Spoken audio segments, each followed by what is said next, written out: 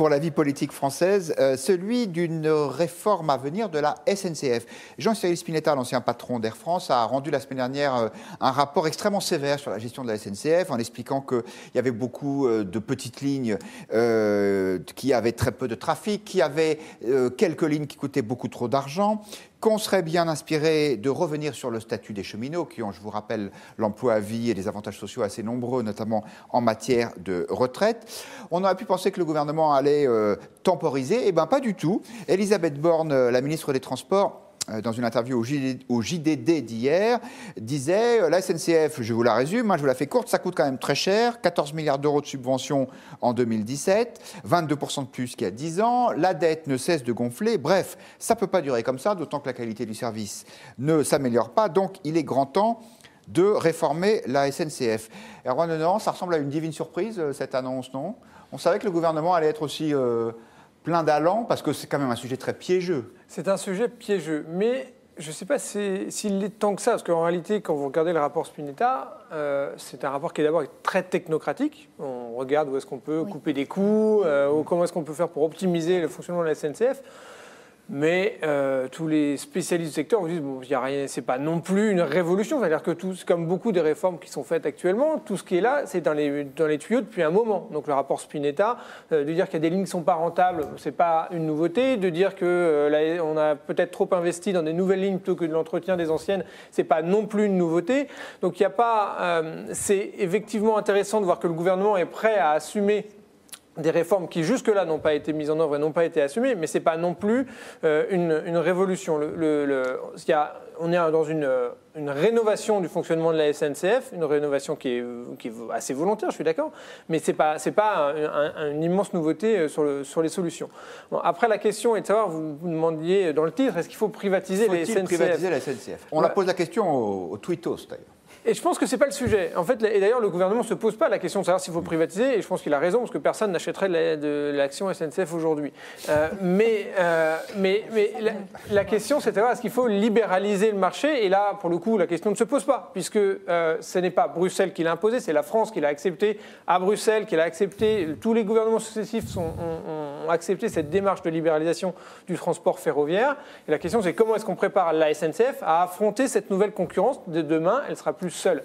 Et le rapport, aujourd'hui, vient apporter des réponses. Bon, est-ce que c'est suffisant ? À mon sens, il manque un prisme, un sujet, c'est la question du service public. Pour le coup, je suis d'accord avec Jean-Claude Mailly qui le disait dans la presse aujourd'hui, il n'y a pas de vision de service public. La seule vision du gouvernement consiste à dire coupons les coûts, coupons les coûts, coupons les coûts. Comment voulez-vous qu'on s'en sorte quand le chroniqueur libéral de point de vue est d'accord avec le patron de Force ouvrière? Je crois que je vais démissionner sur le champ. Mais je vous laisse finir quand même. Il a raison sur cette déclaration, c'est-à-dire que il y a la question de quelles sont les entreprises compétitives pour apporter du transport ferroviaire en France. Et puis il y a d'autres questions qui sont en dehors du marché, ou en tout cas pour lesquelles l'État, pour des raisons politiques, peut dire « mais moi je considère que ça doit être en dehors de la concurrence ».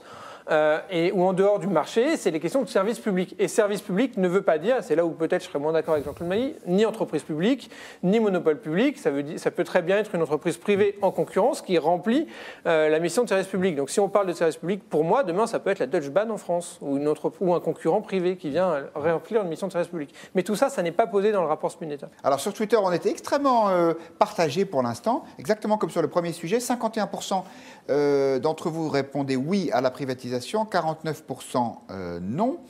Lucille Schmitt, peut-être que vous allez être favorable à la privatisation de la SNCF, puisqu'Erwan Lenormand lui est contre. Moi, je ne m'y retrouve plus du tout. Je dis que ce n'est pas opportun aujourd'hui. Oui. Non, je ne vais pas faire de triangulation, mais ce que je voulais quand même dire, c'est que la surprise de voir le gouvernement réagir, et notamment Elisabeth Borne réagir très vite au rapport Spinetta, c'est une fausse surprise, parce que quand on regarde les choses, d'abord Emmanuel Macron, dans la campagne, avait dit qu'il voulait remettre en cause le régime spécial de retraite des cheminots. C'était quelque chose qui faisait partie de son programme. Il leur avait dit d'ailleurs dans un interview. Et ensuite, il l'avait fait, effectivement, en septembre 2017, il a fait une interview dans leur journal interne. Et c'est très intéressant parce qu'il leur dit les yeux dans les yeux, de toute façon, vous n'aurez plus de régime spécial de retraite. Donc, quelque part, le rapport Spinetta, ça fait partie de cette espèce de processus qu'organise le gouvernement. On annonce les choses, on le dit les yeux dans les yeux, et ensuite on demande un rapport qui est un rapport effectivement extrêmement technocratique et très comptable. Et ensuite, on avance très vite. 2 jours après, on a un entretien dans le JDD. Donc il y a quelque chose qui est programmé, c'est clair. Moi, je voulais revenir sur le rapport quand même pour dire une chose, c'est que Et un élément que je trouve très intéressant, c'est quand même la remise en cause de la stratégie tout TGV, qui n'a rien à voir avec les cheminots, et qui est évidemment une décision stratégique qui a été prise par l'État et par les hauts responsables de la SNCF. C'est un choix qui a coûté très cher aux contribuables français, qui continue à leur coûter cher. Et donc il y a quelque chose autour de ça, c'est-à-dire que c'est un rapport qui à la fois dit des choses sur, au fond, la responsabilité sociale de l'entreprise, la remise en cause du régime de retraite, mais qui dit aussi des choses sur l'État actionnaire, sur l'État stratège, et qui dit au fond, l'État n'a pas été stratège. Il a répondu en faisant des lignes TGV partout, en faisant des gares TGV là où les élus le demandaient. Donc c'est un rapport qui aussi critique quelque part le fonctionnement de l'État sur la SNCF. C'est pas seulement il n'y a pas antisociale. seulement la question de Jean-Claude Maillet et compagnie. Et puis je voudrais terminer en disant une chose sur la privatisation. C'est que quand on regarde Le Figaro ou certains articles, on pense que la privatisation apportera quelque chose. Quand on regarde d'autres journaux de gauche, on voit, au contraire, on critique la privatisation avec l'exemple anglais. Au fond, la vérité, c'est comment est-ce qu'on gère mieux. Et comment est-ce qu'on fait ? Le sujet, ce n'est pas le statut juridique et la privatisation, parce que quand on privatise, de toute façon, les chemins de fer, on les subventionne massivement. C'est un monopole naturel, je ne vais pas faire de l'économie ici, mais la vérité, c'est que jamais le chemin de fer tout seul n'est rentable. Il faut toujours subventionner, il y a toujours une question de service public qui est posée. Donc il ne faut pas s'inventer du privé ou du public ou un marché du chemin de fer. De toute façon, c'est une activité mixte.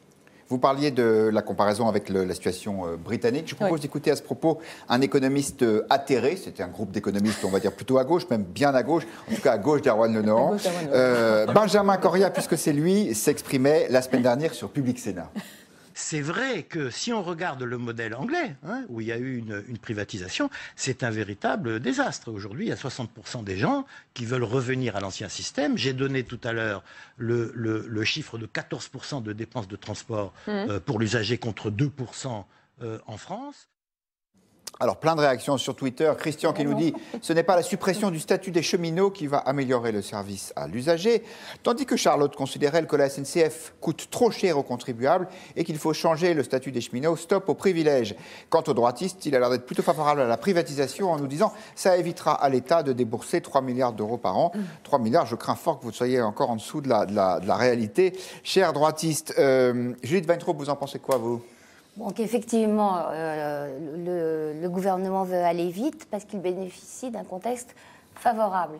Rappelez-vous cet été, les 8h45 pour faire Paris-Rennes, c'est la goutte d'eau qui a fait déborder le vase. Les gens, les usagers de la SNCF en sont mécontents. Ils sont mécontents des retards, des pannes à répétition. On leur explique que c'est effectivement l'obsolescence du réseau qui est en grande partie responsable de ces dysfonctionnements, ce qui est encore plus inquiétant quant aux accidents. Donc, en gros, il y a mécontentement, et puis il y a une borne dans le temps qui est la fin de l'année, qui sont les élections professionnelles à la SNCF, et qui oblige le gouvernement à aller très vite. S'il veut changer les choses, il faut qu'il passe avant cette échéance. La CGT l'a bien compris, puisque si elle fait chauffer la colle, c'est aussi parce qu'elle a cette élection en ligne de mire. Voilà. Et dans ce créneau étroit, effectivement, ce n'est pas un sujet sur lequel on arrive avec des... Il faut faire du noir et du blanc. D'abord, pour une première raison, qui est que le statut des cheminots est déjà très largement en voie de disparition, même si ça concerne encore 140 000 salariés de mémoire, quelque chose comme ça, parce que l'embauche ne se fait plus sous le statut de cheminot. Même en France ? Ah oui, en France, oui.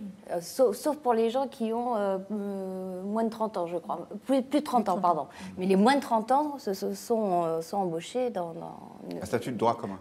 Un statut de droit commun. Donc déjà, cette question-là est très largement balayée. Les retraites sont en voie de rapprochement, et d'ailleurs elles ne sont pas explicitement examinées dans le rapport Spinetta, puisqu'il y a une réforme des retraites promise par Emmanuel Macron, donc ça c'est une échéance qu'on retarde. Dernière chose, les petites lignes et le mauvais état du réseau dans les petites lignes.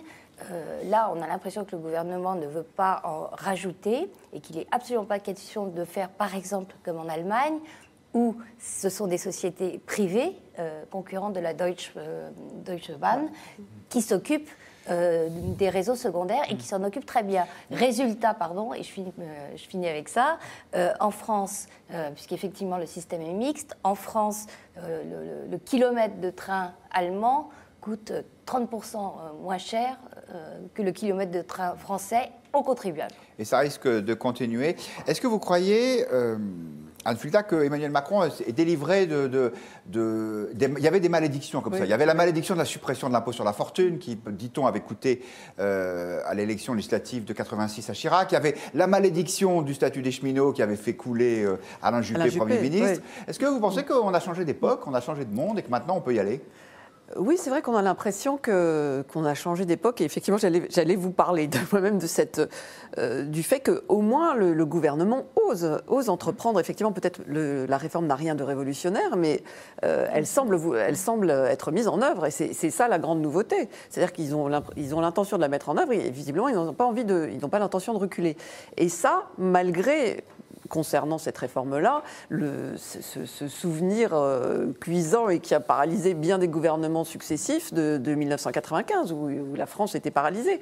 Donc déjà, on peut leur reconnaître ça. C'est-à-dire, bon, après, on n'a plus le choix. On est un peu pris par le temps. D'abord à cause de la situation financière, il y a quand même 3 milliards d'euros de pertes par an, un endettement de 45 milliards d'euros.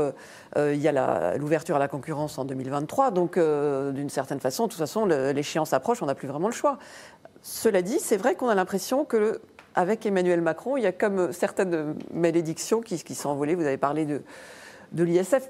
Cela dit, sur l'ISF, ils ne sont pas allés jusqu'au bout. Enfin, c'est un travail à moitié. Ils ont laissé un impôt sur la fortune immobilière. Voilà. Mais c'est vrai qu'ils osent faire ce que des gouvernements successifs, notamment de droite, n'ont pas osé faire.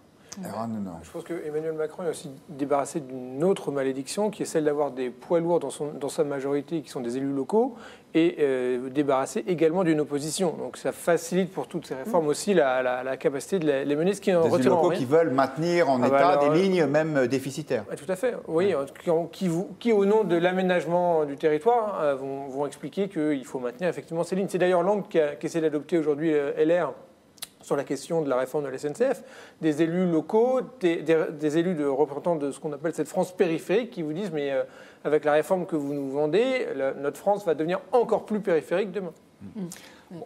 En tout cas, pour la privatisation, ça a l'air d'être mal parti, puisque je n'arrive pas à trouver de participants favorables, à moins que vous ayez changé d'avis, Lucille Schmid, non ? Non, je voulais juste revenir justement sur cette question de l'aménagement du territoire et la façon dont Jean-Cyril Spinetta, dans son rapport, effectivement, est extrêmement tranchant sur ces petites lignes périphériques qui sont quand même, justement, qui assurent un service public, qui ne sont pas rentables en termes de nombre de voyageurs, mais qui sont cofinancés entre les régions et l'État. Et on voit bien que les régions de France sont montées au créneau en disant qu'il y avait des engagements financiers de l'État là-dessus. Et il ne faut pas donc réduire cette question de la SNCF à un face-à-face entre les cheminots, la direction de la SNCF et l'État. Il y a aussi un sujet d'aménagement du territoire, des collectivités locales. Et il faut quand même qu'on voit comment ce modèle extrêmement centralisé, puisqu'on a une organisation très centralisée, héritée de l'histoire, avec des petites lignes périphériques certes, mais enfin, quand il faut faire du transversal entre Lyon et Nantes, il faut toujours passer par Paris. Donc on a un sujet sur qu'est-ce qu'on fait pour, au fond, dans un moment où la décentralisation est quand même souhaitée avec des grands élus locaux, etc., qu'est-ce qu'on fait ? Est-ce qu'il y a un aménagement à prévoir ? Et puis je voudrais revenir sur le fait qu'à un moment où on nous dit qu'il faut être plus écologique, le train est quand même le mode de transport le plus écologique de très loin. Jean-Cyril Spinetta commence son rapport par une sorte de citation de 1948 en disant qu'au fond, la question de la voiture est essentielle et qu'il faut apprendre à regarder tous les modes de transport à la fois. Moi, je regarde le train parce que je sais que ça fait... je pense qu'en termes d'empreinte écologique, c'est 7 à 10 fois moins quand on prend le train que pour un trajet équivalent en voiture. C'est aussi un transport plus sûr. Donc il y a quelque chose autour du fait de multiplier les motivations et ne pas avoir seulement la motivation comptable. Le rapport Spinetta est très financier, très technocratique, mais surtout très financier, très comptable. C'est quelqu'un qui a dirigé Air France, qui l'a écrit. Et moi, je pense qu'il y a aussi à prendre en considération aménagement du territoire, écologie, et que le gouvernement, je l'espère, saura aussi croiser les angles d'attaque. Oui, mais aménagement du territoire ne veut pas dire intervention de l'État. En fait, tout ce que relève, la plupart des défauts de management que relève le rapport Spinetta étaient déjà dans le rapport de la Cour des comptes de 2012 Non, de janvier 2017 sur l'État actionnaire. Ah oui, sur l'État actionnaire. Il traitait aussi de la SNCF. Il disait mauvais choix stratégique, incohérence, inconséquence dans le temps, on change de priorité.